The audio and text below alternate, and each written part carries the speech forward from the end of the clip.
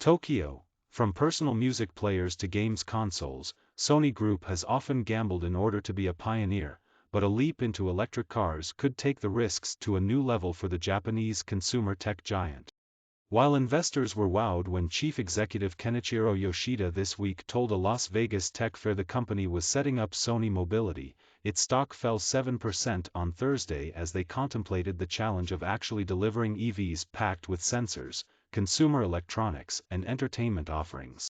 The primary goal of Sony-branded cars, analysts say, is to create an autonomous connected vehicle for services such as car sharing and ride-hailing, which could eventually outstrip automobile sales. Research firm Markets estimates that the mobility-as-a-service market could balloon to $40 billion by 2030 from around $3 billion last year. But analysts point out that Sony would likely have to invest heavily in plant and equipment to bring its prototype Vision SEV, first unveiled in Las Vegas 2 years ago, to market in sufficient numbers to compete effectively.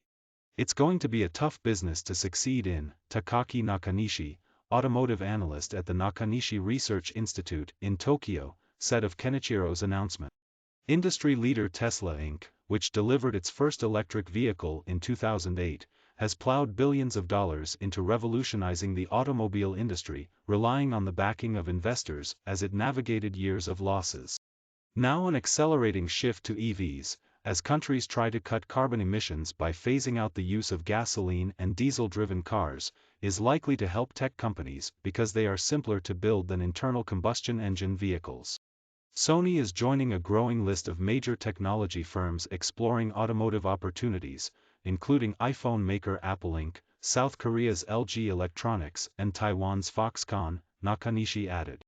But for their vehicles to be deemed roadworthy, they would also have to comply with much stricter safety regulations than those applied to consumer electronics.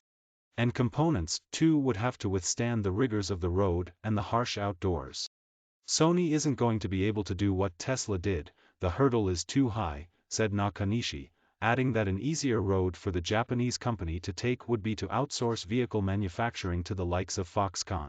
Sony has yet to say if or how it would build a branded car, but it has already recruited an established carmaker to produce its prototype EV, partnering with a factory in Austria owned by Canadian auto parts maker Magna International, that builds cars for firms including BMW, Mercedes-Benz and Toyota.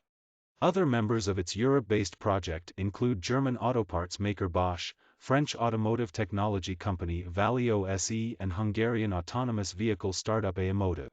While the EV market is still small, sales growth is outstripping that of fossil fuel cars and Tesla is benefiting most in terms of the value investors are putting on it.